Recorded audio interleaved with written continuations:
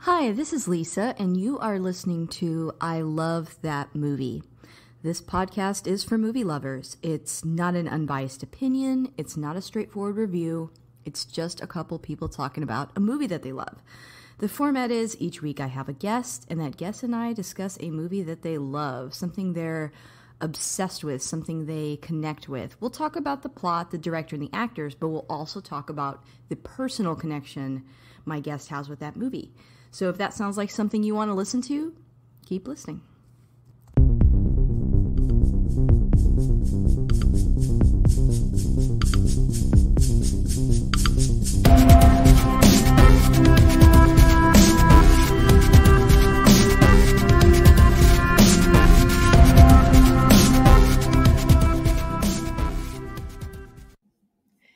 Hey, this is Lisa, and if you want to catch up with me on Twitter, you can find me at ILTM Podcast. I'm also on Instagram at I Love That Movie Podcast.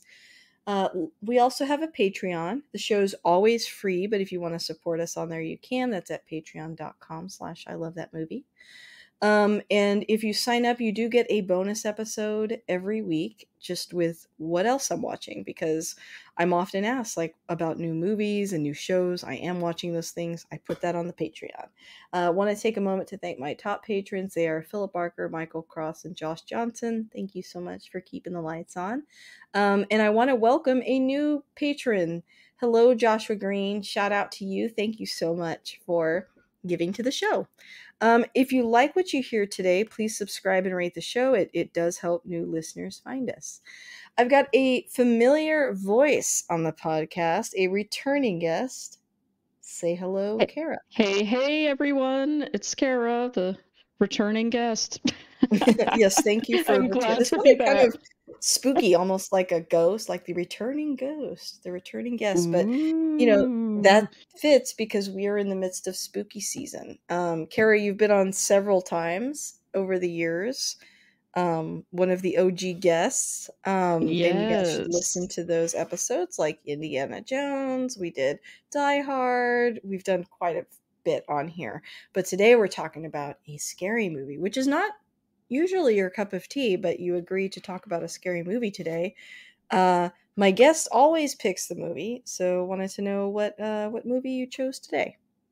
So I chose one of my favorite movies, which is also spooky, The Silence of the Lambs. Nice. And Kara, I kind of glossed over your intro. I apologize. Did you You're want fine. to talk a little bit about yourself?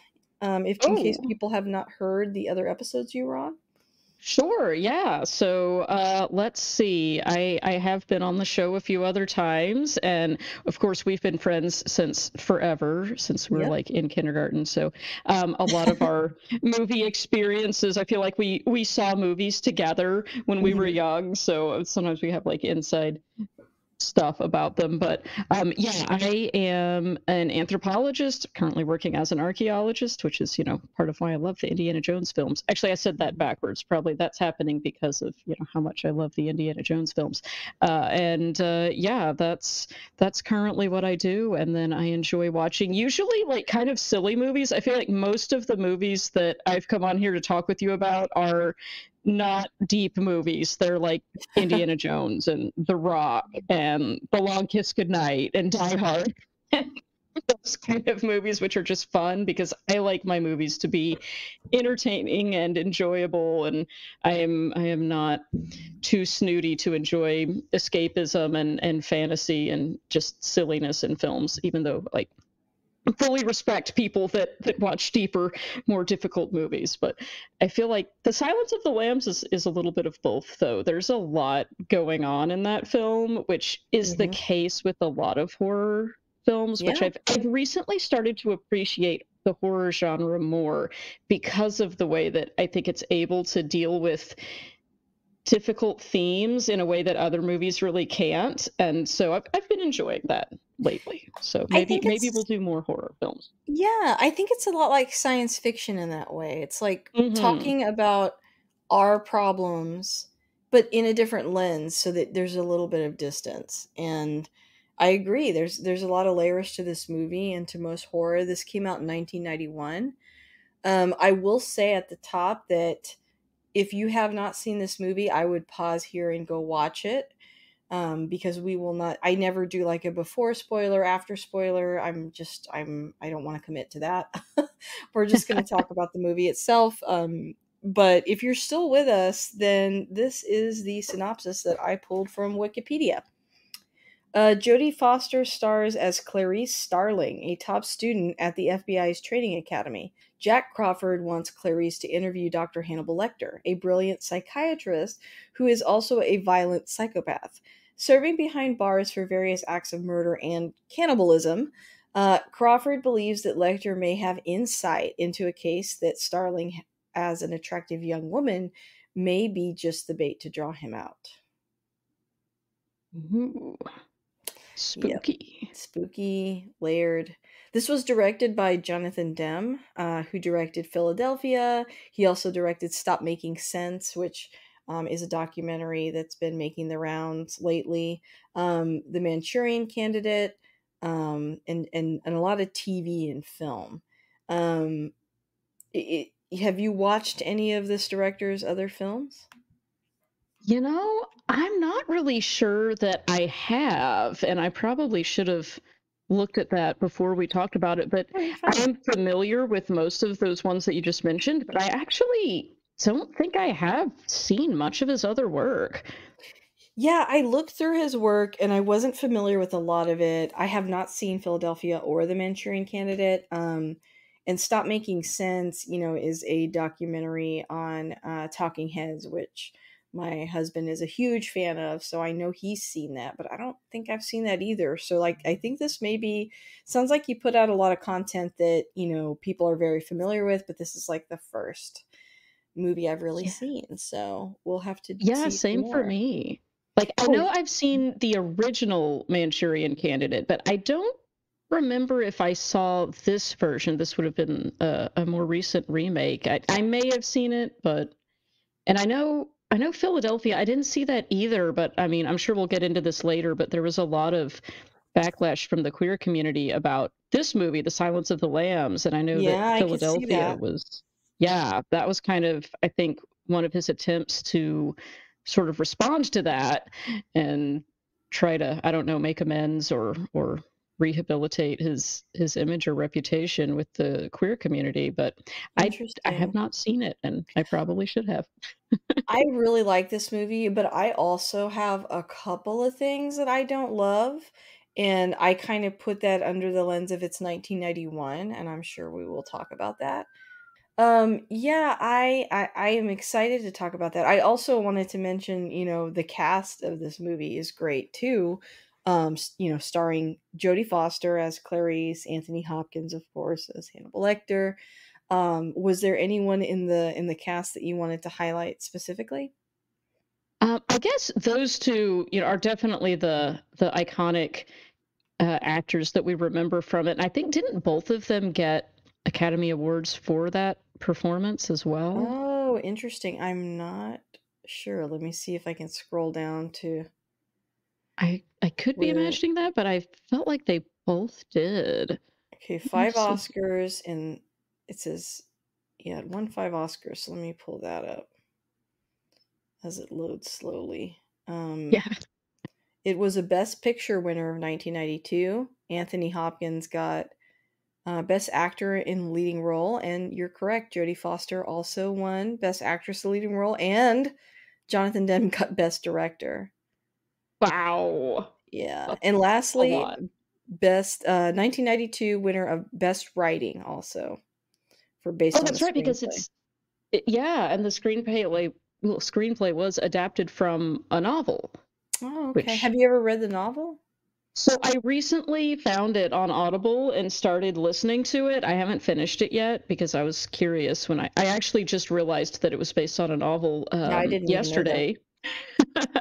I did not know that either. So I thought, oh, I need to read Oh, that. And technology. yeah, I obviously underestimated how long that would take because, as I said, I found out about it yesterday and thought, I'll listen to that now. So I'm like, 2 chapters in. But it has been interesting so far. The version that I got on Audible had a forward or maybe it's like an updated introduction by the author where he was talking about his inspiration for some of the characters being based on a time that he took a trip to interview someone at a prison or something, and kind of how he got Interesting. inspiration for the characters based on that. And it it's interesting so far. I Okay. have enjoyed the first couple of chapters, but I can't really speak on it much further than that. But I will finish it later and maybe update you on a subsequent episode. Awesome. That would be great. Um, well, let's talk a little bit then about I guess you mentioned Jodie Foster and Anthony Hopkins, won Oscars. Their performances are obviously extremely iconic, um, and unique and interesting, and so I can see why they got those awards.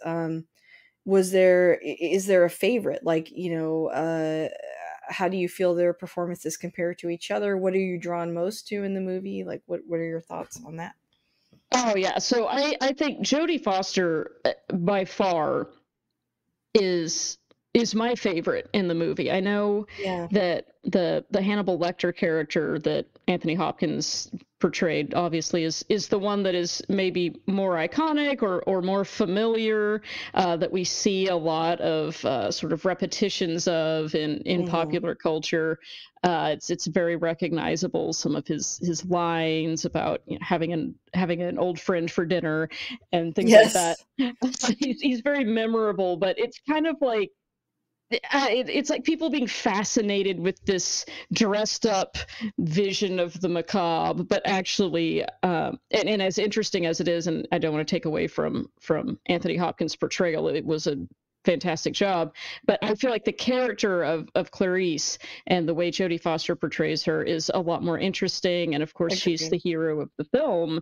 It's And more nuanced, in her yes, performance, whereas Hannibal Lecter is almost like, I mean, like one step away from mustache twirling. I mean, really, but he's yes. such a great actor that he brings depth to a character that, I don't know, has a lot of depth or not. Not really, but Jodie Foster's character is written, I think, with more depth, and her portrayal of that character, I think, I would agree, is a little bit more deep. Yeah, I totally agree with that, the way you said it. Yeah, he did a lot with a character that didn't have as much to them, and that is, yes, Hannibal Lecter is of course a main character in the film, but he's not on screen all that much. He's just Mhm. very memorable in all of the scenes that he's in. But as far as being able to appreciate the depth of the character, like you said, and everything like that, I feel like Jodie Foster really carried the film uh, Yeah. in in that way. So she's by far my favorite. Also, I just love her in everything she's in too. Yeah, So she's there's that. great. I'm biased. Yeah, same. I mean, we're all biased, right? So, let's talk. I guess some of your favorite scenes from the movie. You can go in chronological order if you want, or however you want to talk about it. I know. I feel like every time I come on, I fall into the trap of going in chronological order, and I'm I, basically just going over every scene of the film. that's fine. That's totally fine. But in that vein, I really love the way it opens, the FBI Academy, and she's doing something outdoors. She's doing something physical. It kind of opens with her in the woods doing a training course, because she's, of course, her character is actually in the FBI Academy to become an agent at the beginning of the film. Hmm. And she's out there training. She's by herself, which is kind of a recurring theme in this film. Mm, She's out doing very physical, very dangerous things alone throughout the film, mm, and not portrayed in a very like sexy lady in trouble kind of way. She's wearing a tracksuit, like regular sweatpants yeah, and top, and she's sweaty and she's running and exercising, and that's your introduction to this character, which I just love because you don't see that a lot, particularly if you're going to have a horror film with a female protagonist. A lot of times you're expecting it to be something like Resident Evil, where yeah, you have a very different portrayal. of the female lead. And so I love that right off the bat you get to see, okay, this is a serious person who's out doing physical things and is a competent full human person that we are not viewing through this lens of how sexy is she or something like Yeah. that.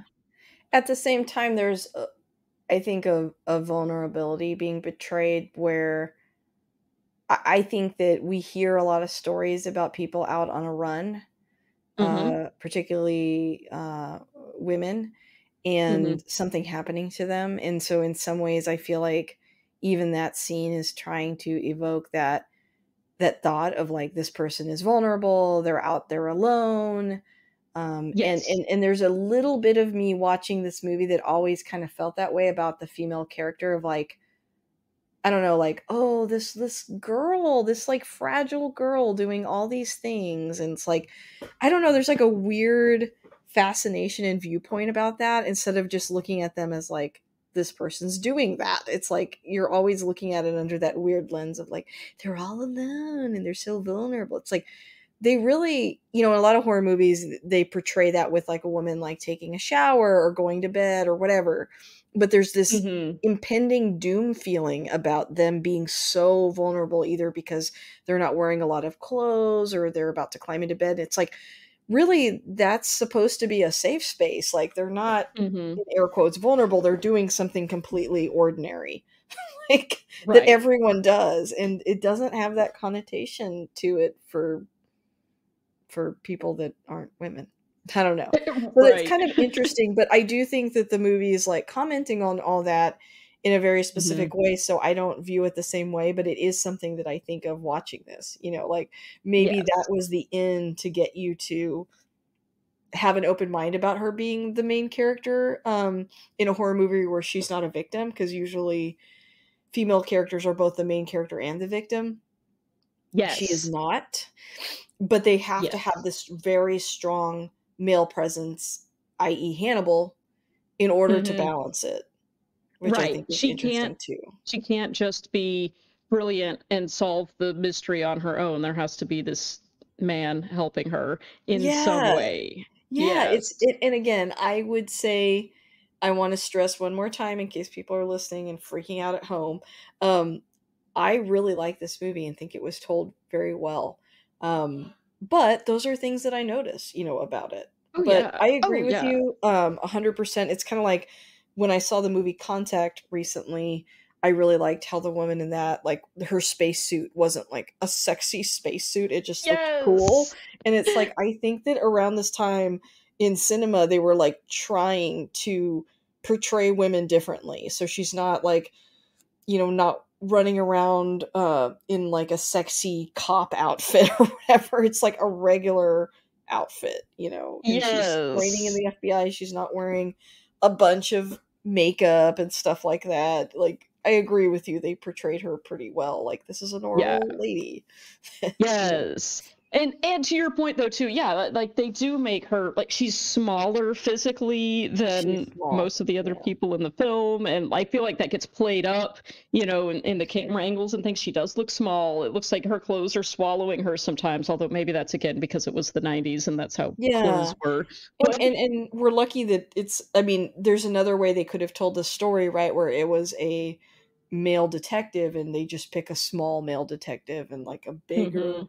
male villain. Like, I do think that that's also, like, the language of cinema too, and so it was progressive of them to have a female character. I think that's also smart because pretty much almost all the victims are female, in the movie, so, like, having the hero be female makes sense in a way that, Right. like, I think a lot of detective films gloss over. Like, they'll talk about women all day as victims, but then all the heroes are men, and you're like, "That's weird." Like, they have no Mhm. agency, and I feel like by having the female detective, it sort of gives more humanity to the victims of the movie too, you know? Yes, I agree. And the fact that yes, the in the end, spoiler alert, the female victim does get rescued by Yeah. Clarice.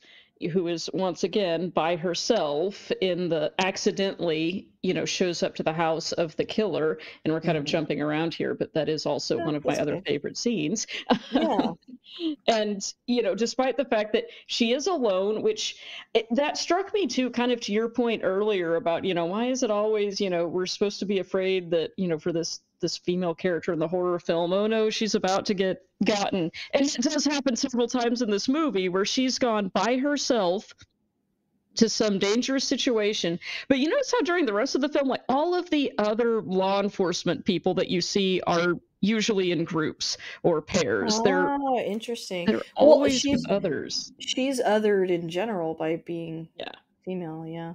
Yeah, and you don't see like she has that one other female classmate that's her friend in the film, but other than that, it's all men, and they do kind of make a point of that at a Mhm. few different times in the movie. Like there's that moment where she and her boss, the one who originally decided to assign her to the case because he believed in her and everything, but even he at one point when he takes her to go to speak to the local law enforcement after they discover the body that has been found that was discarded of the previous victim, and it has the moth in her throat. When they first arrive, they walk into the room and it's just this parade of male cops, and they're all just leering at her and staring her down, and then her boss Mhm. makes some comment to basically cater to them, saying something like, oh, wait here while we go talk, we can't say this in front of a woman or something. And they're all just standing there salivating over her for a few minutes, and then she has that flashback about her father's death, and then later takes charge of the situation when they go into the morgue. But she later kind of chastises her boss, saying, hey, those people are looking to you as the big FBI guy to see how to act, and you were being sexist. And he's like, oh Yeah. no. And isn't that interesting under the backdrop of this movie is really about male to female violence in a lot of ways, and Hmm. I feel like using, highlighting what's happening to her is sort of saying like there is a bigger picture here of than just these crimes, like the way that these crimes play out in our society because of the way things are set up. And like in some ways like the male like you're saying that the cops are treating her like an object. Well, isn't that Hmm. what the killer they're after is doing? And Yes. it's layered. Yes, it's like a whole commentary on, I guess you could say, the male gaze, Yeah. which it's That's really very. interesting. I've never heard anyone say it that way, but you're right, like, literally his gaze, like, and Hannibal's Yes. gaze too. Yes, and it's like I ended up reading up on this one time. Um I don't remember how I sort of ended up on this concept, but I feel like it perfectly applies to this film, where it's kind of this continuous tendency to portray women in films and in real life as objects to be viewed by men. And Yeah, they're usually sexualized. They're usually subservient to, or only important insofar as they are of interest to the male characters and things like that. And we're always viewing women characters sort of through the gaze of heterosexual men in terms of, yeah, their value being how they are perceived as sexual objects or mhm, helpers or something like that. And I do feel like this movie comments on that quite a few mhm, times with the way yeah, everyone is always staring at her, leering at her, and even that final scene in the end, which I love it, where she's in the basement trying to catch the murderer who she accidentally surprised in his home, and she figures out it's him and or them, and they're basically stalking her with night vision goggles, and they yeah, can see her, and the audience can all see her like through that lens, and she's it completely in the dark and unable to see anything until she realizes she hears the the gun because he's mhm, about to shoot her, and she realizes and ends up obviously shooting him first or them wow, first. yeah, But I thought, yeah, there's a you put lot that here. very You have well. also how all of the female victims of the killer are, I feel like much is made of them being heavy or overweight Hmm. in all of this, and it's yes, it's because they're being killed in order to be skinned to make a skin suit, but I feel like it's more than that. I feel like it's, Yeah. kind of commenting on women being victimized or thrown away or demeaned due to, oh, they're so big. And honestly, like, Yeah. Yeah. victims, they're not big. They're Yeah. regular sized women. Well, also, this weird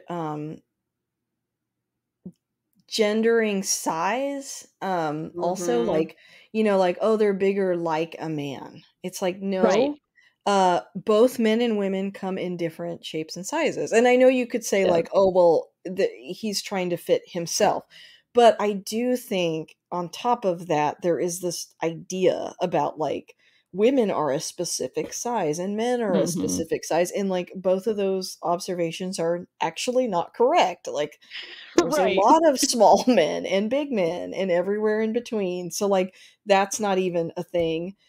Hmm. But yeah, a lot of times in horror movies, there's a lot of criticism around, especially older horror, around the way female victims are portrayed. A lot of times you don't even see their face. Hmm. We get all excited seeing, oh, they sewed their mouths shut or they cut their head off or whatever, but it's almost like we talk about them like they're not people. Yeah. And to make us feel more comfortable or more at ease, a lot of times we don't always see their faces.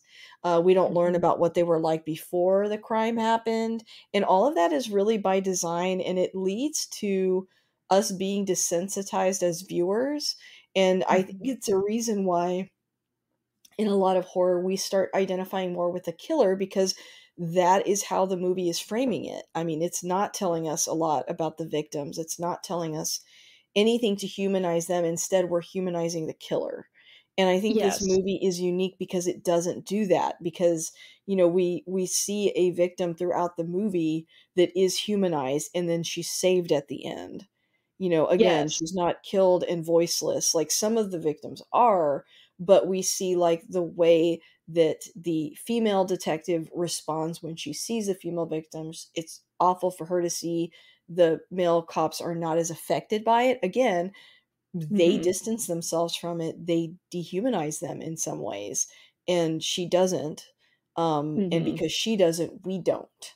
And so Yeah. we walk away with a different feeling about the victims in this movie that we than we do in other horror films. 100%. Yeah, we don't want to see the victim killed in the end. We want her to get rescued, and she is Mhm. rescued in the end, which is, not always typical of horror films either, because it's not as grotesque and gory as it is. And this is definitely a movie that has a lot of gore, like body gore kind of stuff, but Mhm. it's not like torture porn in that way. Exactly. Yeah, and I Yeah. think, you know, there's a lot of discourse right now around true crime. And a Hmm. lot of it is around this. It's around the way pop culture and the media have portrayed perpetrators and how I think sometimes people are like, I'm obsessed with serial killers. They're so interesting. Well, why are you obsessed with them? Why are they so interesting? Because of how they're framed to you. Like, you're Hmm. not learning about the victims and their families and that kind of stuff. You're only concentrating on the killer and how they kill, and that is because of how the way that it's written, right? Like a lot of movies are Yeah. written that way. It's not like an accident. That's why you're interested. And then also in media, news articles reporting on certain crimes a certain way, giving killers fun nicknames and spending a lot of time, well, how did they end up this way? Why are they like that? Again, it is creating interest actually. And I think this Yes. movie does a good job of like having a very compelling and interesting murderer. In some ways, you could say maybe they make him a little too interesting, a little too smart, but at least it's portraying the victims differently. And I think it talks about, you don't walk away from this going like, man, Hannibal Lecter's so cool. I want to be him, you know? Why? Yeah. Because we learn so much about the victims, because we identify so much with the protagonist who is not him. And Hmm. so that's why I think this movie is a lot more responsible around that kind of subject matter than some other movies might be. Yeah, I think it is in that way very responsible about humanizing victims and about particularly humanizing women Mhm. in a way that they are not synonymous with victimhood. And I think it does Yes. great. It does fall down a little bit. Okay, it does fall down quite a lot in the area of how it portrays queer people, which is a whole other piece Yeah. of it. Mhm. Which, I I mean, mean, I this is guess, a pattern that started with Psycho, right? I mean, yes. it is a, portrayal of men. If a man, if a, you know, how can I say this the best way? If a person who previously identified as heterosexual male Hmm. decides to identify as female, there's something inherently wrong and evil with that, is what these movies seem to say. Yes. And that is then made synonymous with terror and violence and gore. And it's not just that there's something evil and wrong with them, that oh, that's not good enough, they're also a threat to you, they're a monster that tears at the fabric of society, a Yeah. kind of narrative, which is Which is not ironic good. because who who is committing the majority of these crimes, right? Like, it is not people that fit that demographic at It's all. not. It's Like, not. And they it even say it in the film in that first scene, or maybe it's the second scene, I can remember one of the scenes where Clarice is trying to interview Hannibal Lecter yeah, while he's in that prison. And I feel like the director was trying to address this issue, but just doesn't quite stick the landing. But they bring yeah, it up, and she even says, well, there's no association between being, I don't remember what it is, if it was being homosexual or being trans or whatever, and any kind of violence. And Hannibal's like, yes, yes, yes, that's true. And this person isn't a real trans person. But anyway, and then we just yeah, kind but of it carries happens the so rest of the quickly film. that it's like it still feels like in some ways the movie is capitalizing on fears people have about the queer community. 100%, because Yeah, this is like in, when did this come out? It was like 1991 or 1992, and this is during the time when, yeah, people are being very homophobic publicly during this time period, and now we have a film where someone who is, by all accounts being portrayed as someone who is transitioning or is a trans woman. It's very unclear, but the murderer is dressing up in women's clothing and makeup and dancing around trying to act sexy and saying that the reason for committing these crimes is to make a skin suit out of women. So it does seem like it's portraying that as evil and violent and kind of synonymous with this monstrosity, because capitalizing on people's discomfort with queerness in any way, whether it's sexuality or gender identity, and associating that with terror and horror and violence, which that is not an accurate representation by any means. It's normally, violence is normally going in the opposite direction, probably in part because of portrayals like this in popular media, where people associate being a crazed serial killer slicing up women with being maybe a queer person. So it's problematic in a lot of yeah. ways, I also for think sure. if you took that aspect out of it, like if this wasn't someone who is trans identifying, the Hmm. act of killing women and making something out of their skin is like the ultimate, like, saying that they're objects, you know? Yes, And a I think hundred that that's percent. probably more where the director was trying to go with it. I think if he had just not added that layer of, like, the person wearing it, maybe it would have landed better and would have I been think less so too. problematic by a lot. But Yes. yeah, I mean, this someone dressing as a woman and that being part of what makes them a monster. Yes. Not to mention it's blaming women for his crimes. But anyway, like, yes. there's just a lot of things that don't age well about that. Yeah. But also, I like, so think there's it's good to address, because like we want to be clear in saying we do not condone that aspect of this film, definitely not. but we still want to talk about the film itself. Yeah, I agree, and it is kind of interesting to see from more of a, I guess you could say from a sociological perspective, how Mhm. the way that we think about what counts as monstrosity is very contextually dependent. Like Yeah. it's not surprising that in 1992, the big villainous, scary, monstrous thing that was really going to horrify people is someone whose gender and sexuality is in question or in flux or not fully clear. Like Yeah. that's gonna make a great monster in a time when people are very, very concerned and worried and obsessed with that kind of thing. Yeah. So it kind of shows what was being vilified, maybe at that time, what kind of, social and cultural anxieties were floating around at that time That's a and good still point. are. Yeah, Um, sadly. Yeah, unfortunately, but it's also kind of interesting too, to your point about how this is also about the sort of ultimate objectification of women, and we talked earlier too about everything in this movie kind of being a commentary, or could potentially be read as a commentary on the male gaze. And I think Buffalo Bill, the villain, or the secondary villain, whatever, the one who's kidnapping the women in this movie, Actively um kidnapping them. Yeah, actively versus kidnapping in the them at the past. time. Yeah. Yes. It is also kind of being viewed through this heterosexual male gaze, and Yep. is made to be overly sexualized and passive, and we don't really humanize that person very much in this film. We don't ever hear from them about what their actual Motive identity even is, is. yeah.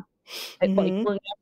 we don't know what their pronouns are, which Yeah. I realize that's not necessarily a conversation that was happening in 1991 so much, but we don't hear from this person. They're being viewed kind of through this lens of a scary, terrifying, sexualized object that is confusing and scary, but we're going to watch them dance around nude and kind of enjoy how titillating that is, and then, dispatch them in the end of the film without ever really Yeah. hearing their voice. And obviously they're definitely a villain regardless of all that. They're murdering people. That's not okay. But Yeah. we don't humanize Buffalo Bill in the way that we do Hannibal Lecter. Yep. And when I was rewatching it, I noticed it's kind of interesting that Buffalo Bill is not the only one who is murdering and skinning his victims in order to wear them as a mask. Hannibal does that when he's escaping from his prison cell, when they're Mhm. transferring him somewhere, and the way he gets away is by tricking and murdering the two cops who are guarding him, and he escapes by skinning the face off of one of them and putting it on himself and disguising himself as the injured officer, and then the ambulance takes him away, and he jumps up and kills everyone and gets away. But he's done the same monstrous thing that Buffalo Bill is doing, but in his case, he disguised himself as a powerful man, and somehow we're kind of on his side in the end. Like, he's Yeah, almost that's a a good little point. likable. Like, we want him to succeed, but we don't want Buffalo Bill to succeed in skinning and becoming a woman or whatever is happening there, which is really just very poorly described, and I think Yeah. badly done. However, I do wanna highlight that I think Ted Levine, who plays Buffalo Bill, did a good job, Mm-hmm. and, he's in another horror movie that I like that nobody has ever seen, but I have talked about on this podcast, called Banshee Chapter, which I think is Oh. really good still, but he plays in that movie like a kind of like he's very similar to, like, Johnny Depp's character in Fear and Loathing, It may even be Oh. kind of based on the same person, but he's sort of like a hippie that was possibly was experimented on by the government. He gets away and he is forever kind of altered by that and kind of a mess, and like I don't know, I just really liked his performance in that movie and I thought it was interesting, and I always forget that he's Buffalo Bill, so I wanted to mention that really quick. That's awesome. I'm definitely going to watch that because I agree. I actually do think he does a good job, even with the Buffalo Bill role. It's a very it. I think it could have been made more interesting had they given him room to flesh out that character more, but that's Yeah. not what this movie is about. But I do think his performance is quite good, and in the few scenes that we do see him, he's riveting to watch, in my opinion. And the way that Yeah. he will slip in between, different kinds of mannerisms that are, masculine coded or feminine coded. It's very fun to watch, I guess. You highlighted something too when you were saying that, the scene, the nude scene that he does is it's, meant to be somewhat like stimulating. I never thought about that, but I think you're absolutely right. Like the music and like you see his whole body and like I mean it is sexualizing him or them. Yeah, and Um he's that a is an good interesting looking. choice. He's a attractive person. Like, they Yeah, don't yeah, make you're him very look right. grotesque, in my opinion. Like, I mean, he is sexy, and he's doing that. Would you fuck me? I'd fuck me, and I feel like you're kind of watching that, thinking, yeah, this is a sexy person. I mean, And so how do you think if this movie is kind of about the male gaze, like how do you think cis yeah, men are interpreting that scene? I don't know, it's just that's very interesting. I've never thought about yeah. that. Like, Like is it's that hard them for. questioning their own gaze in a Yes. way? Yeah. That's what Mm. I'm wondering about too. If it's intending to kind of complicate and problematize that gaze, and make that's why that character is so terrifying, because it makes people question, which is, I Yeah. think, continues to through today to be what upsets a lot of people about trans and non-binary people still now. It upsets these categories about gender and identity and sexuality that some people feel very strongly should be very clear and very binary and not to be questioned. And then there are these Wow. people that Very blur true. them, and that's terrifying and upsets people's kind of sense of balance and reality. And I think that's Wow. part of what was supposed to be monstrous and scary in this film. Yeah, wow, I've never thought about that. You're adding a lot of layers to this. I've always really liked this movie, but you're definitely adding a lot of layers to it. Oh, good. Through Yay. this discussion, which is, I think, that's what a good movie can do. Yeah, I think so. And of course, it did get a lot of backlash. I didn't know that at the time because I was too young to watch this movie when it first came out. Yeah, Um, and I can see why. I think it's a valid criticism of the film. Like, yeah, if I were trans identifying, I would be very upset by this portrayal. It's negative. I mean, it there's is. no other It's a way around it. negative portrayal of trans people, like, for sure. And like, as a non-binary person myself, like, I feel that, I see that. Yeah. And at the same time, I find it interesting, looking at it from, I guess, maybe because I wasn't there when it first came out, I'm watching it almost more as a, not a historical event, but it's in the No, past. no, yeah, I think so. Yeah, I think, It's yeah, interesting to kind of very. break it down and analyze, like, what was so scary about that? Why is that scary and terrifying to people? And I think Yeah. yeah, No, no, it's you're interesting. absolutely right. Yeah. So I like it. Um, And yeah, I do think that the actor did a really good job with that character, even though we're mhm. kind of criticizing how it was portraying trans people. I do think the actor did a very good job, despite, the material that was there to work with. I thought he was Yeah, compelling to watch. and it's probably not the first time where someone is gender queer. I hope I'm using Mhm. the right terminology Mhm. there. That Mhm. is powerful is also a villain. Like, I mean, Yeah. some of our favorite sort of non-binary characters, like I'm thinking of like Rocky Horror Picture Show. I mean, Yes. it's Tim Curry's character is the villain, but is Mhm. very powerful, is likable, is very sexy. Um, yeah, just interesting. Interesting. So Yeah, there's like yeah. this desire to sort of comment on it, but also an acknowledgement of, I don't know, it's just of the fact that that's attractive. Interesting. I don't know. Just Yeah. Yeah, there's kind of a theory. I every once in a while I teach a an anthropology course on disasters, and this sounds like we're going way off topic, but I'm going to come back around. Sometimes we talk about the way that different societies sort of use symbolism and metaphor when they're dealing with disaster or periods of social instability or change.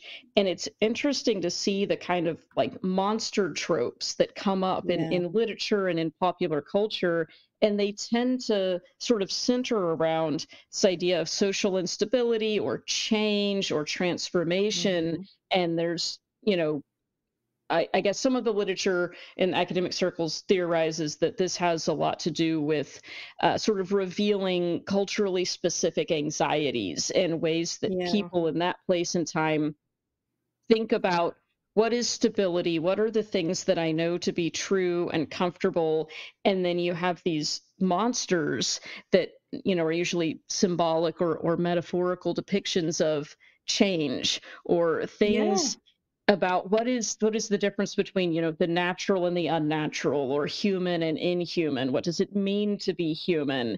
And these kinds of monster tropes are oftentimes kind of revealing what are the anxieties that people are thinking about, what are things that might be changing or that people are Mhm. worried would change, or that now they're feeling ungrounded or unsettled if this particular concept is questioned.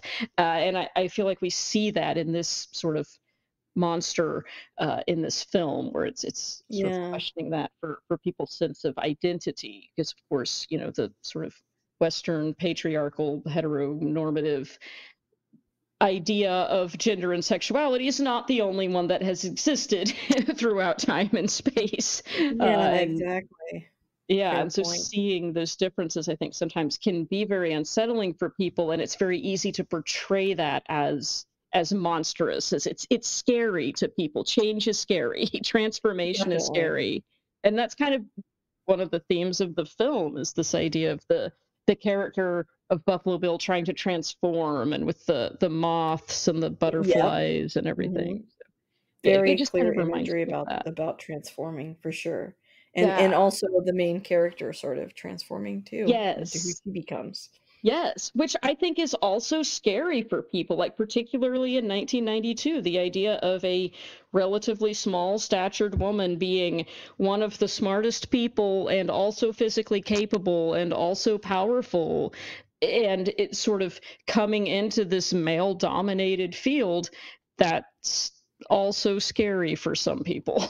Yeah, I think that there's a narrative in our society around, well, women can't do certain things because of stature, right? Hmm. Yet we don't go like, okay, who's the best detective? The biggest guy. Like, like that's not Why?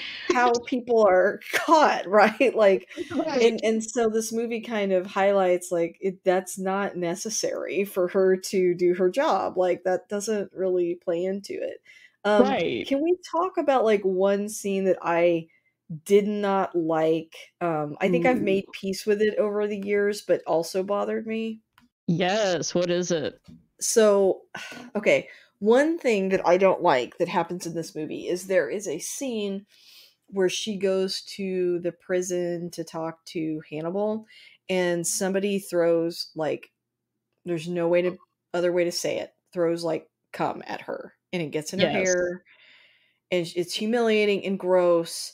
And I remember one time watching the movie and telling Nick, my husband, I was like, that's I don't like that part because I feel like with portrayals of women as powerful characters, there is this weird desire to like almost knock them down a peg. And I see that scene as doing that. Like, you will never watch a movie where a straight cop goes into prison and people throw cum at him. You know what I Yeah, mean? Like, I and if just you do, it will immediately be followed by an epic beatdown of whoever threw it. And yes. that is like noticeably missing. Like that also struck me in this film, and because Oh, you're as right. someone who used to work in law enforcement, like I can tell you, people throwing bodily fluids out of a prison cell is a thing that happens. And first of all, that is a criminal act, and Yeah. action would be taken immediately. Like, she would have gone to the hospital to get tested, make sure she didn't catch anything. And I don't want to say um, what kind of physical reaction might have happened, but the I fact think I that could guess. happened, and they're all of the leadership of the prison is watching her on camera while this is happening. Even the kind of nice guard. There's the really mean person who's in charge of the prison, who later we are led to believe Hannibal murders and eats at the end, and no one Yeah. is sad about it particularly because he's terrible. He indicates that he's going to be watching what's going on, all of the proceedings. There's video cameras, and then the person at the entrance, that's just a few feet away at the entrance to the cell block, also tells her before she goes in, "I'll be watching." And yet, that happens. That guy, that prisoner, throws jizz on her face, and no one does anything. And Yeah. I don't think that would happen in real life. Certainly not had she been a man. But you make a good point that it's almost like, yeah, let's take her down a peg. Remember, you don't have a penis. That's kind of the message. Yeah, and it feels very much like an attitude of, well, you went into that space. What do you expect? Mm-hmm. You Oh, know, you and think it, you're so brave? Well, watch this. Yeah. yeah, and it's a weird. It's probably the only, also, like, in my opinion, somewhat of a sexualization of her, a little Yes. bit too, because I feel like that is, when we talk about like problematic scenes, I think that that is like a theme that comes up a lot, where we feel, a lot of people feel that that subject isn't handled very well. Like, let's say there's a scene where someone's being assaulted, but the way that it's shot still feels like you're secretly supposed to think that it's sexy somehow. And so, Yeah. like, I don't really like that scene, because I do feel like that happens in a lot of movies where, like, if there's a female powerful character, there is this tendency to put a scene like that in there. And Yes. I kind of don't think it's necessary. I mean, it could have been like, I mean, this would be gross too, but it could have been pee or poop or something else. I don't know. It just, Right. maybe that happens. I don't know, but I felt like it didn't really need to be in the movie, and I just think it's an opportunity for her to be like, "Ew, oh no," and like helpless again. I don't know. It was just, that's Yes. probably the only scene that I mean, obviously that what we talked about earlier is very problematic, and this isn't Yeah. as Yeah. bad as that.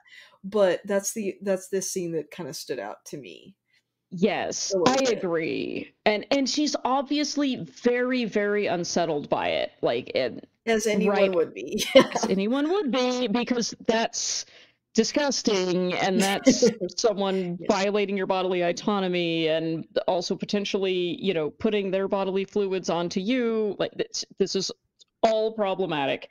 And just the fact that, on the one hand, I get that, as usual in this film, she's there by herself. She's vulnerable in a way that wouldn't normally happen for Yeah. normal law enforcement officer assignments. And she gets in the situation where this happens. And on the one hand, okay, yeah, she is never in this film really rescued by a man, which is great. But at the same time, there's a glaring absence of men stepping up and doing their fucking job and doing anything Damn. about these attacks that are Yeah. happening to her. So, Very true. Like, they're just stand around and go, "Oh, well," like, and that does kind of, in some ways, I mean, it doesn't reflect reality in law enforcement necessarily, but it I does. don't know. Yeah, it depends. It Depends. definitely is a depiction of, like, what happens certainly outside of it too. Like, Yeah. you It's see all it's not. these videos. There was a lady recently that was, like, hit in the head with a brick, and she, like, in the video, looks around and goes, "No one did anything." Hmm. Yeah. It's like that It's happens exactly kind of a that. lot. Yes, it's that kind of thing where people, it's a portrayal of a woman going into a dangerous situation and then something violent happening to her as a result of that. But at the same time, all of these men were standing there watching it happen and would not have stood by and watched that happen had it been a man.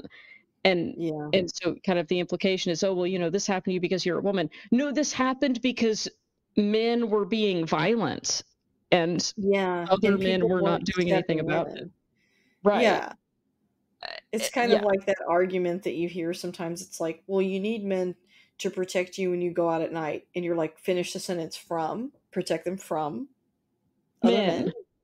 From men. Like, Yeah. that's What we not need a is very for good. men to not attack people. That would be great. Right. It's like that logic is not very good. Right. But You need me yeah. to protect you from me. Yeah. Do I need that? Could we just not have any of that? That would be great. Yeah. Yeah. Interesting. I Yeah. never thought of it from that perspective, but I think you're right. It does actually make the scene a little bit better for me thinking of it that way. So thank you. Yeah, good, good. Yeah, I kind of read it that way as like a commentary on, wow, this this is suggesting that, she's kind of being set up to not be Hmm. backed up by anyone in a way that wouldn't have happened if she was a man. It's not that she's Yeah. particularly vulnerable because she's a woman. She's being made particularly vulnerable because men aren't doing their job specifically around her in the same way that Yeah. they would have done had she been a man. Like the Yeah. other male detectives are not going to people's houses alone. Like in that final scene, which again, I love the final scene where she's like in the killer's house and the night Mhm. vision goggles. It's an exciting scene. It's a really good suspenseful kind of horror thriller scene, and it's fantastic. But just kind of to your point again, it's one of those scenes where you're seeing two different things at the same time. You think that the SWAT team is going to the killer's house and she's going to knock on the door of some random witness that's unrelated, and then of course what turns out to happen is the SWAT team went to the wrong house and no one's there, and she accidentally went to the house of the killer and is then there by herself when she realizes it. But isn't it interesting that she's always getting sent places by herself, but the people who went to actually confront the killer was a team of like 20 men with a bunch of weapons and all this backup and everything, and she's always the one that gets sent on these assignments by herself. So is she Yeah. vulnerable because she's a woman, or is she vulnerable because people treated her differently because she's a woman and made her to be vulnerable by not giving her the same respect and courtesy and backup that they give to everyone else? And it's Now, the second one. It's that's the reason. a cynic would say, maybe another reason why she goes alone is so that the character can have their own moment without someone else undercutting it and helping her. Sure, yeah, because it would that's a good point, because it would have been less satisfying if she found the killer and then the SWAT team swooped in and subdued him. Like that's Yeah. not as good as her being able to do it herself and demonstrating that yes, I am a woman, and yes, I am also a capable human being who is smart and brave and clever and can do things like run up and down stairs and operate a weapon. Like, Right. I mean, yeah. you make a good point about like you shouldn't really have to have an absence of other genders just to make your point either. So Right. it's Yeah, like yeah. no one would have thought if it had been a male detective, probably no one would have thought twice about, oh yeah, they went together, there were two of them and they confronted the killer and then they subdued them. Yay, good for them. Wow, that was very scary and they were brave and did their job. But because she's a woman, if she had had to have help, the narrative would have been, well, she had to have help, even though Right. everyone has to have help. That's how it works. That's how people are. Yeah. That's the point. But you don't gender that. It's kind of like, the argument of, well, companies that are run by female CEOs tend to fail more. Well, what might be, first of all, I don't even know if that is true. I've heard someone say that before. I'm not even sure that's a true claim. Let's say that were true. if a business ever fails that has a male CEO, no one goes, well, you know, it didn't have a man running it. It's because of his gender. You would assume that. If it's Yeah. a woman, all of a sudden this is a gendered issue now because there was a vagina involved. And I'm not sure how that's related to, you know, financial books or bankruptcy. Well, there's also a Weird pattern of note. a company not doing so well, and so the male leader steps down and Yeah. gives it to a female leader, and then it was already going downhill. You know, there's just a Yes. lot of things going on with Right. that. They're But already starting behind the curve, and then when someone throws cum in their face, no one does anything about it. Whereas, damn, very not good how. metaphor. Yeah, Subtle, subtle. it's so Um, subtle. I'm giving it the subtlety, right? yeah. What other scenes in the movie have we not discussed yet that you wanted to touch on, or did we? Turn it over to you.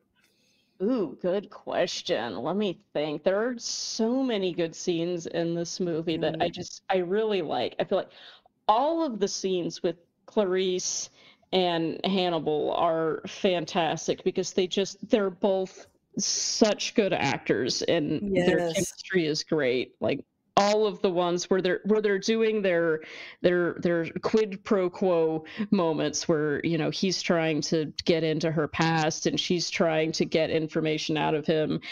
They're just it's so tense and I really enjoy watching every scene where they're talking with each other. It's just hmm you're paying rapt attention. They do such a good job in those scenes where she's visiting him in the jail cell, and there's that weird kind of tension of who's in charge, which is again, you know, kind of absolutely. that theme of power again in the film where he's a prisoner, but also he's a predator, and but she's smaller and appears always alone and vulnerable, but and younger than him and less experienced, but also at the same time she's the law enforcement officer and she's interviewing him, and she is quite brilliant as well, and that tension and the back and forth between them is just fantastic in my opinion. It is interesting though that our female leader has to be very young, not Mhm. yet completed her training. I feel like that happens a lot in movies where the female character is much younger, Yes, and because a lot is if made she out of that. yes, because if she were older and experienced and brilliant and capable and accomplished and wasn't in any way vulnerable, that might not be so interesting to people because then people would say, "Oh, well, that's unrealistic. Women can't be that. That doesn't match my idea of how the women are." Yeah, To be so it's just an cynical, but I think interesting that's it. observation. Yeah, I think she did a great job. I think they both did, and it's written well, but that is kind of interesting that she's not a seasoned detective. Yeah, she has to be at some sort of disadvantage, otherwise, you know, Hmm why would we care? Like, Yeah, and and she maybe it's has a lot of because them. yeah, maybe it's because we wouldn't worry about her as much. It That's wouldn't seem true. like she was in danger, you know, I mean, that could be a piece of it. Like, and that is part of the fun with Yeah. a psychological thriller and a horror Oh, for film. Like, sure. part of the fun is that you're scared for the person and you're wondering if they're going to get away. Are they going to solve it? Or are they going to get gotten by the bad guy or whatever? So, I mean, yeah, okay, I'll accept it to some extent. Yeah, yeah. And I mean, I do think there's something to be said for if she were all those other things you mentioned, I do think that at least Hollywood would be like, well, no one wants to see that, Right. and that does No one wants play to see women being respected as competent people. or above a certain age, especially in the 90s. So, Yeah, yeah. But I feel like even though despite all that, and we're doing a lot of critiquing, I I know, think I'm this sorry. movie no, it's good. I always do this. Like, listen, my training is in anthropology. All we do is critique things. It's unavoidable. That's fair. But I think this movie is actually intentionally shining a light on a lot of those things. I think Absolutely. you were intended to notice it. And so Mhm. in Mhm. that way, It's it was intentional. very progressive about those things. Agreed. Yeah. Agreed. And it's just it's a very well made film, and I don't think this channel exists anymore. It might still be on YouTube, but there was a channel I used to watch called Every Frame a Painting, and I think that they did a whole video on that scene you were talking about in the prison, Ooh. and you know, the different vantage points of the different characters and how power Ooh. dynamics are displayed that way. I think it was them that made that video. I saw it a long time ago. It's interesting. Ooh, that's interesting. I would love to watch that. I'm gonna look it up. 'Cause, Yeah. yeah, I love that about those scenes where it just seems like they're playing so much with all of these different sort of facets of their interaction where they're Hmm. both smart and threatening in different ways and playing off of each other. It's just it's good. I like it. And like where Yeah. he's trying to like smell her through the holes in the glass and it's, at once gross, but also scary, but also he's acting like he's the gentleman compared to the person that's throwing bodily fluids on people through the bars of the cell. Like, it's just Yeah.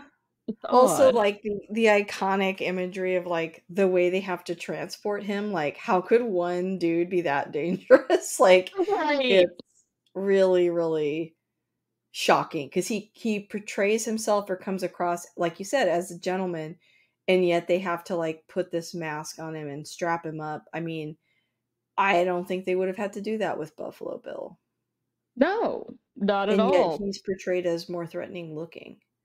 Right. He's It's more interesting. threatening looking, but physically he's not as threatening and he's the one that gets killed in the end. And Hannibal, I don't want Hmm. to say he gets rewarded, but I mean, he's the Kind one of. that he gets away and no one is sad in the end when he's like, "Oh yeah, I'm going to go murder this dude that, used to be in charge of the prison who was awful." It's like, Yeah, you're on his side. You're like he's the yeah, hero in that moment, he defending gets that himself. sort of privileged status that the other people in the film don't have. The people who are coded as female or queer don't have that privilege. They're not expected to win. They're not rewarded as much. Hmm. Clarice is in the end. But it's like Hannibal already starts with the deck stacked in his favor and Hmm.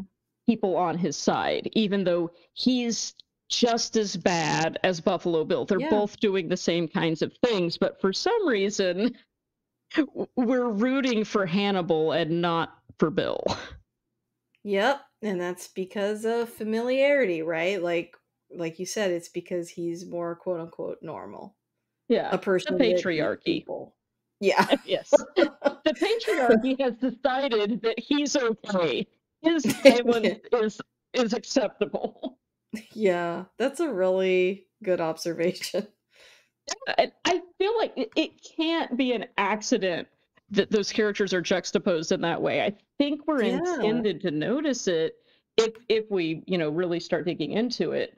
Um, Uh-huh.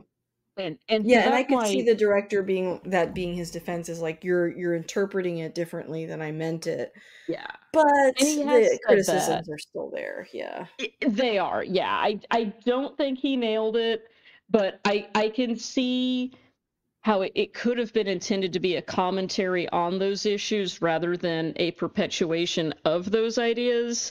Mhm. Um, but there's no accounting for how people are going to take a piece of media and run with it or understand it. And if it turns out that people come away from this with an idea of, oh yeah, that queer dude is violent and scary, and that's what trans folks act like. Yeah, you did produce a film that made people think that, but Right. at the And same I time, would say that that iconic imagery is what sticks with people.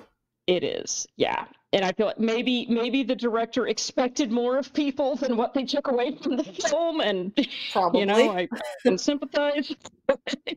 But there is It some is cultural what people took away from the responsibility. film. Yeah. Yeah, Agreed. yeah. Agreed. So it's kind of it's complex. It's difficult, Mhm.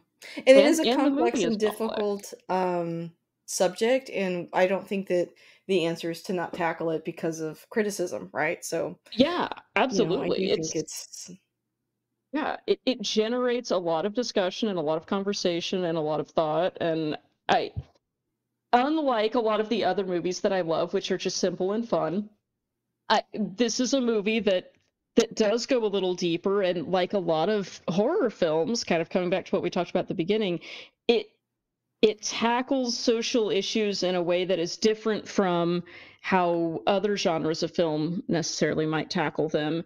And I think that's interesting, and I've come to enjoy that about horror films over the last few years because I think I've mentioned this on the program before. Like, I wasn't allowed to watch horror films when I was Yeah. younger because our family didn't Concentrate believe on in. things that are good or whatever we were told. Exactly. But at the same time, sometimes horror films, even though they're depicting things that are bad, they're asking questions that are important and that call your attention to things that would be better and good. And so I think that's happening in this film, and I really like that about it, that it has some problematic moments, but I feel like it's pointing those moments out to you on purpose to say, do you think this might be problematic? Let's talk Yeah. about I also think too, like when you think about how Jodie Foster first came on the scene in the movie Taxi Driver, and she plays that. Iris, Mhm. who is a sex worker and a child Yes. that is being victimized and then quote unquote saved in air quotes by the taxi driver himself. Mhm. um, but in this movie, she's the hero and the main protagonist, and I think that's kind of interesting too. Yes, I love that. And just like, okay, Jodie Foster is just such an interesting person too. Hmm. In addition to all of these characters that she portrays, like her life is wild. Like the whole Reagan assassination Yes. situation where the Yeah. person who did that was obsessed with her, I think after Because she was of in Taxi Taxi Driver. Driver. Mhm.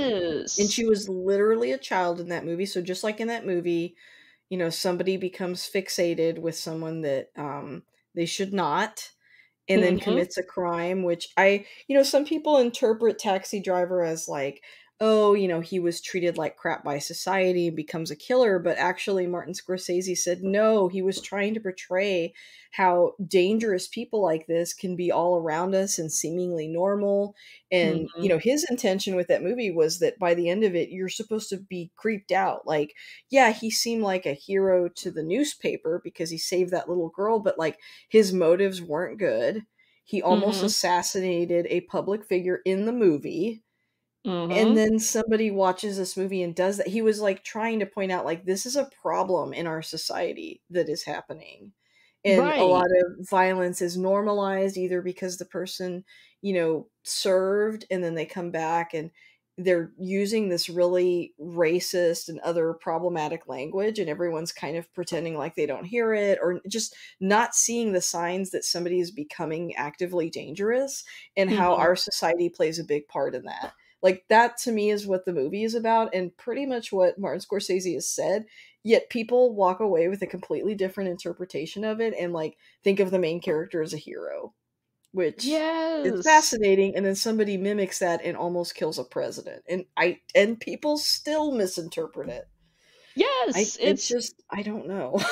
it's wild, and it's I guess that's really kind of an interesting comparison to The Silence of the Lambs too. It may have been Yeah. making a completely different statement than what a lot of people took away from it, and I guess there's just no accounting for the depths of stupidity that people will go to. What is it that the let's see, what I think it's a Douglas Adams quote, something all along the lines of, one of the downfalls of people trying to make something foolproof is to underestimate the complete ingenuity of complete fools, which is like, to say, um, you tried to say something and make a commentary on something to educate people, but you forgot how silly people can be sometimes and will completely miss your point.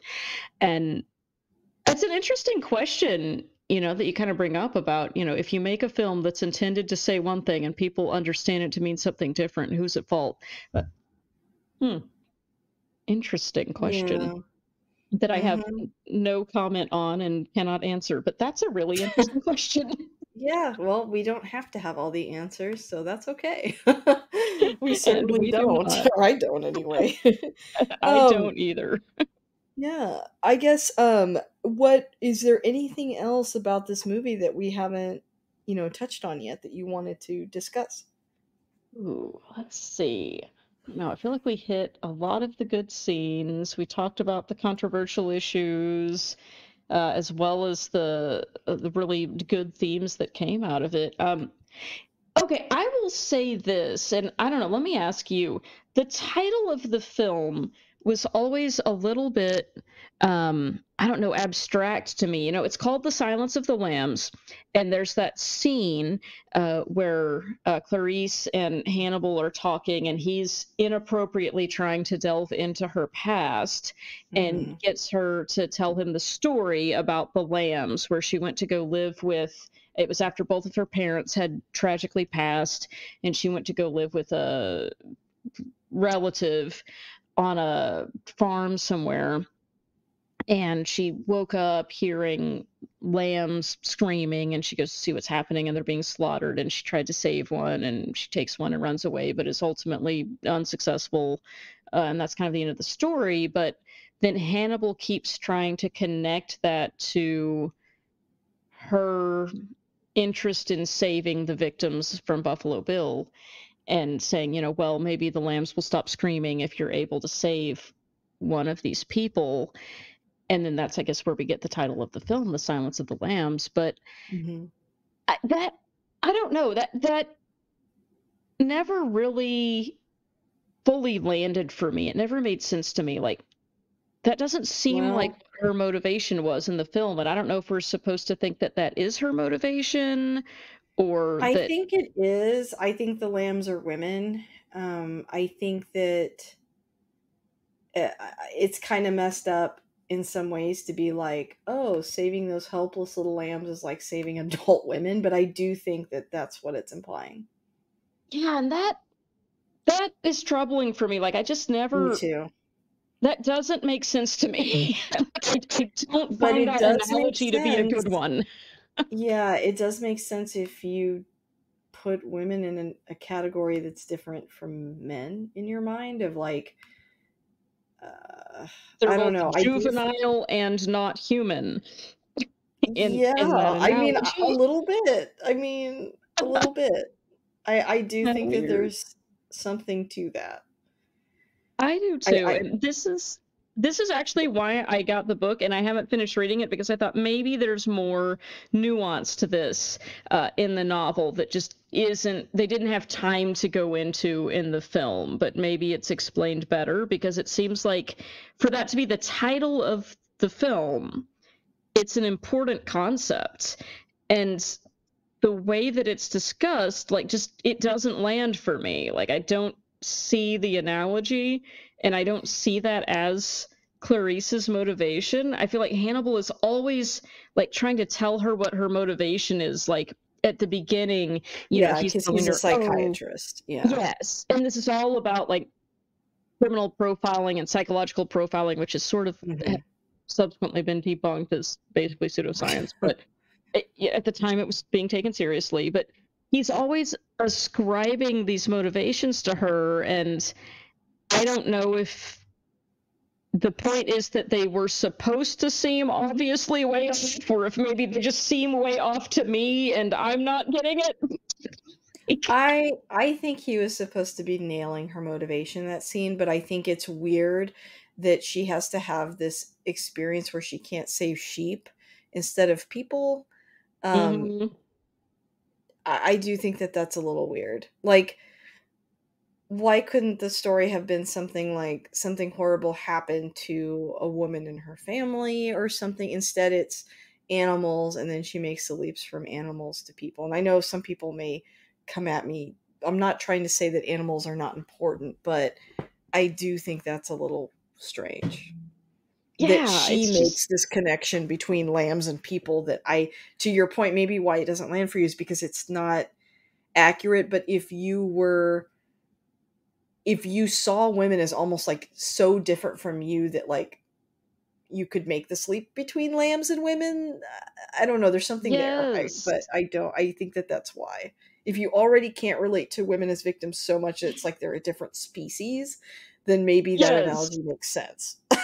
Yes, exactly. And I'm like, that's not how I view people. But Right, like, I didn't, like, save a puppy in a pond, and I'm like, "Someday I'm gonna save women."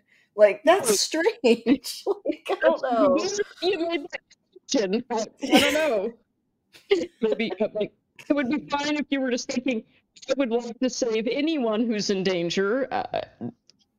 This isn't a gendered activity, but yeah, it felt like it was like, oh well, because she's a woman, we have to come up with this weird pathological explanation for why she feels particularly compelled to enter into this field of work, whereas no such expectation is placed on any of the male detectives. No one No, has to psychoanalyze them to I don't know. explain.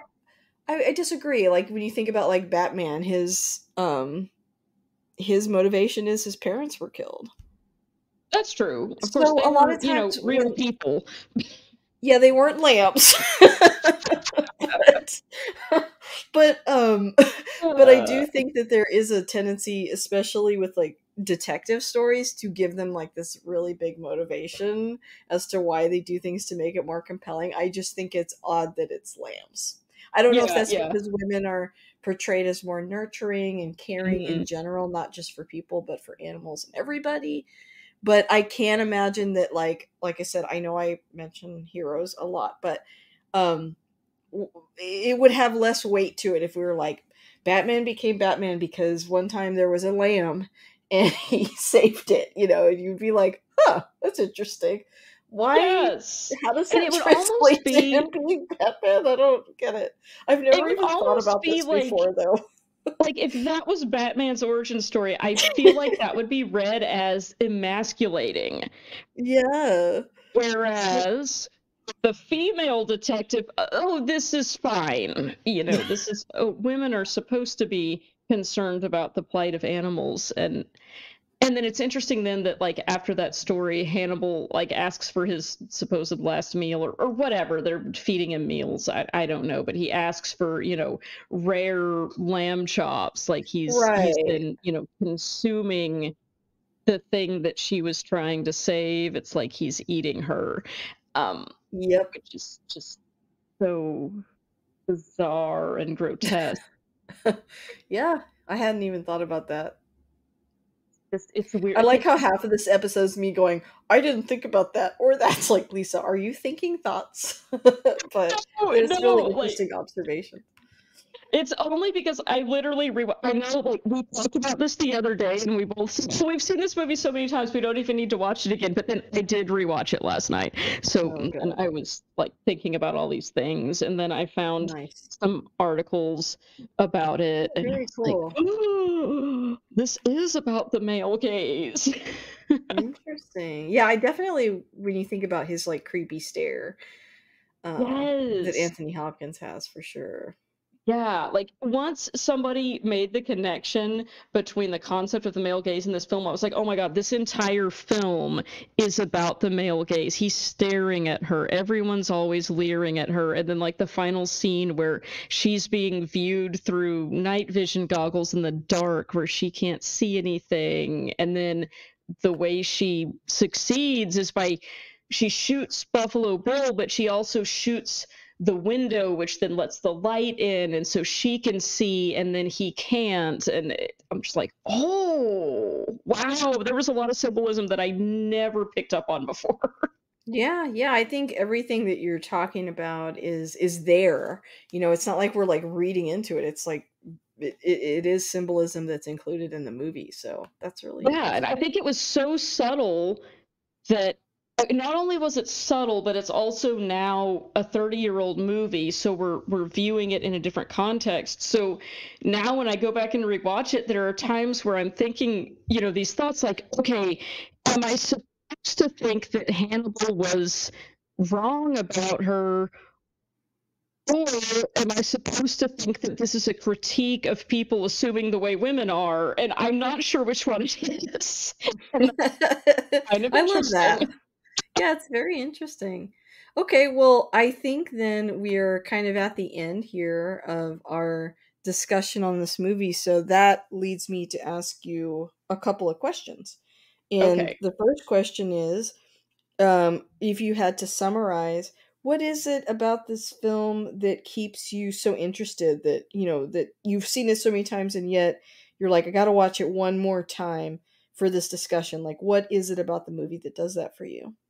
Ooh, okay. So for me, this is going to be, I guess, I start out the episode saying this is different than a lot of the films that I talk about on your podcast because I'm usually picking films that are just fun and exciting to watch, like action Hmm. films and sci-fi and things like that. But actually, if I were to answer this question, it is probably the same reason that I enjoy most of the other films that I've talked about on your podcast, which That's is that fair. it's exciting, it's fun to watch, it's riveting, and when you're watching it, you get really engrossed in the connection between the characters and what's going to happen, and it's a viscerally engaging kind of movie. It's physically fun to watch, I think. Yes, no, I would agree with that. And if you had to kind of pitch this movie, it may be some of what you just said, but how would you describe this movie to someone who hasn't seen it before? Ooh. So I would say, first of all, it's not a typical like horror genre film Hmm. in the way that we think of horror. It's more of like I guess you could really say it's more of a psychological thriller is how I would Yeah, actually describe it. that would be Um, how you'd hook me personally, because all my yes. favorite movies are psychological in nature, and a lot of them are psychological horror. Yes. And this is I feel like this is the movie that in many ways defined that genre. It Hmm. has Yes, a this is lot of the before techniques and Seven trope. and Yeah. movies like that. Yeah. hmm and Before we had it's like CSI and Criminal Minds and all that kind of stuff too. Yeah, I think so many of those shows were probably inspired by and are drawing on some of the themes and tropes in this film. It really did a lot to build that whole genre. I've even heard, I think it's been said that like the character of Scully in the X Files was, in some ways Oh, kind of even the hair. yes, like inspired Yeah. by this film and the character portrayed by Jodie Foster. So it's iconic in that way. It has so many kind of references that are still floating around in popular culture today, like the things that Hannibal says and some of Mhm. the back and forths. Like it's if you're interested in this genre, you have to see this film because it's so important to the whole genre, and it's just really fun to watch, Yeah, which I is would the agree with reason I that. recommend most films on this program. They're Yeah, fun to I watch. appreciate that. It's fun to watch and deep. So love that. Yeah. Well, Kara, thank you again for coming on the show and for discussing and picking this movie. I hope to have you back soon. Yes, thank you for having me. I would love to come back again. And next time I do, remind me, I will give a brief review of the book, which I'm going to finish reading Okay. before the next Okay. time. Will do. Thank you so much. All right, thanks. Bye, everyone.